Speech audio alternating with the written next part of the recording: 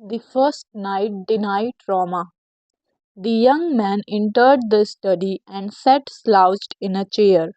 Why was he so determined to reject philosophers' theories? His reasons were abundantly clear. He lacked self confidence, and ever since childhood, this had been compounded by deep seated feeling of inferiority with regard to his personal and academic backgrounds, as well as his physical appearance. Perhaps as a result, he tended to be excessively self conscious when people looked at him.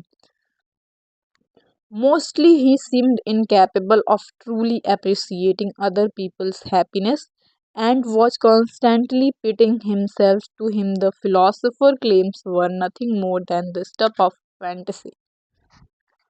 The unknown third giant, youth. A moment you used the word another philosophy, but I have heard that your specialty is in Greek philosophy. Philosopher, yes, Greek philosophy has been central to my life ever since I was a teenager. The great intellectual figures, Socrates, Plato, Aristotle. I am translating a work by Plato at the moment, and I expect to spend the rest of my life studying classical Greek thought. Youth. Well, then what is this other philosophy? Philosopher. It is a completely new school of psychology that was established by Austrian psychiatrist Alfred Adler at the beginning of the 20th century. In this country, it is generally referred to as Adlerian psychology. Youth. I never would have imagined that a specialist in Greek philosophy would be interested in psychology. Philosopher. I'm not very familiar with paths taken by other schools of psychology. However, I think it is fair to say that Adlerian psychology is clearly in line with Greek philosophy and that it is a proper field of study. Youth. I have a passing knowledge of the psychology of Freud and Jung, a fascinating field. Philosopher. Yes, Freud and Jung are both renowned even here. Adler was one of the original core members of Vienna Psychoanalytic Society, which was which was led by Freud. His ideas were counter to Freud, and he split from the group and an individual psychology based on his own original theories. Youth. Individual psychology, another old term. So, Adler was a disciple of Freud. Philosopher. No, he was not.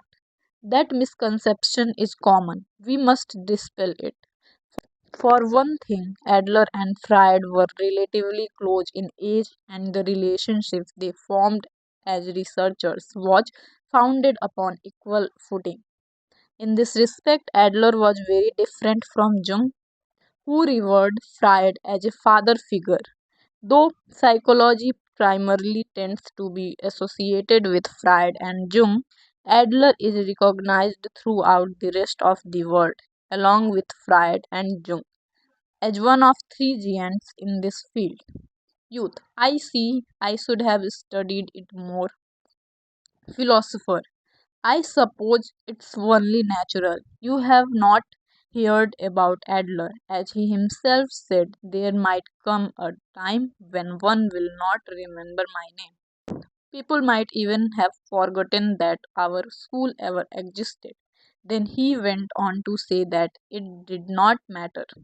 The implication being that if his school were forgotten, it would be because his ideas had outgrown the bounds of a single area of scholarship and become commonplace and a feeling shared by everyone.